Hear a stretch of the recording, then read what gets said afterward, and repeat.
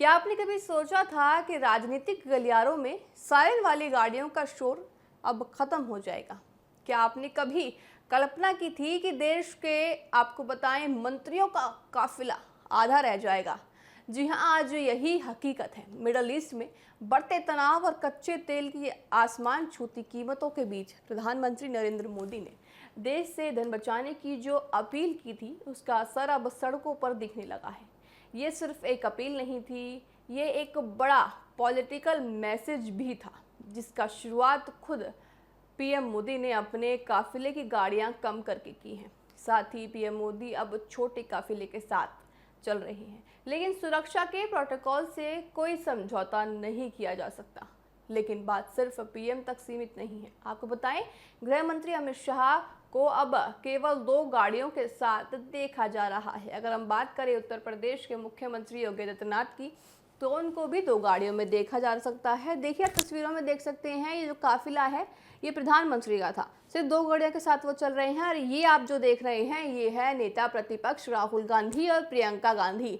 इन दोनों को भी आप तस्वीरों में साफ तौर से देख सकते हैं। वो खुद देखिए राहुल गांधी ड्राइव करके जा रही हैं। वैसे में देखिए, विपक्ष हो या सरकार, सभी देश हित के लिए ये निर्णय ले रहे हैं। अगर हम बात करें गृह मंत्री अमित शाह की, तो अब केवल 2 गाड़ियों के साथ वो निकल रही हैं। नितिन गडकरी साहब ने तो हद ही कर दी। देखिए, वह अपने स्टाफ और पत्रकारों के साथ बस में सफर करते भी नजर आए। तस्वीरें भारत की राजनीति में एक नए युग की शुरुआत भी देखी गई थी। अब बात करते हैं राज्यों की। जैसा कि हमने आपको बताया कि उत्तर प्रदेश के मुख्यमंत्री योगी आदित्यनाथ ने सख्त आदेश दिए हैं। मंत्रियों का काफिला 50% तक कम कर दिया है। इतना ही नहीं, योगी सरकार अब वर्क फ्रॉम होम के राह पर भी निकलने लगी है, ताकि सड़कों पर गाड़ियां कम निकलें और पेट्रोल डीजल की बचत हो सके। उधर उत्तराखंड के सीएम पुष्कर सिंह धामी ने एक कदम आगे बढ़ाकर नो क्वैलिड आपको बताएं कि पुष्कर सिंह धामी ने भी प्रधानमंत्री के निर्णय पर पूर्ण रूप से आगे बढ़ते नजर आए हैं। साथ ही साथ यानी हफ्ते में 1 दिन गाड़ियां गैराज में रहेंगी और लोग घर से कम निकलेंगे। ये हम बात कर रहे हैं उत्तराखंड की। उन्होंने उत्तराखंड के जो सीएम है पुष्कर सिंह धामी, उन्होंने पूरी जनता से अपील की है कि 1 दिन गाड़ी आपके गैराज में रहेगी और बाकी दिन आपकी गाड़ी निकल सकती है। तो 1 दिन गाड़ी गैराज में रहने का मतलब है कि पेट्रोल बचेगा, ईंधन बचेगा और पैसे भी देश के बचेंगे।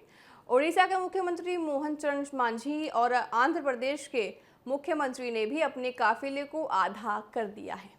या यहाँ तक कि पश्चिम बंगाल के आपको बताएं, नए नए बने मुख्यमंत्री शुभेंदु अधिकारी ने भी वीआईपी कल्चर को कम करने की शुरुआत उन्होंने कर दी है। साथ ही उन्होंने भी अपनी गाड़ियों का काफिला अब कम कर दिया है। ये महज ईंधन बचाना नहीं, बल्कि देश के संसाधनों के प्रति जिम्मेदारी दिखाने का एक बड़ा राजनीतिक संकल्प भी देखा जा रहा है। सरकार अब 3 लाख करोड़ रुपए को आपको बताएं, जिस तरह से बचाने का प्रयास और प्रोजेक्ट्स ला रही है, उसमें पूरा विपक्ष और सरकार साथ दिखती नजर आ रही हैं, ताकि हम कच्चे तेल के लिए दुनिया के भरोसे ना रहें। प्रधानमंत्री नरेंद्र मोदी ने इस मुहिम का मकसद केवल आपको बताएं एक व्यक्ति का नहीं, बल्कि देश की अर्थव्यवस्था को बाहरी झटकों से बचाने का दिया है। मिडल ईस्ट में बढ़ते तनाव के कारण कच्चे तेल की सप्लाई पर असर पड़ने की आशंका जताई जा रही थी, जिसे देखते हुए भारत सरकार अब आत्मनिर्भर ऊर्जा के मॉडल पर काम कर रहा है। यही वजह है कि सरकार ने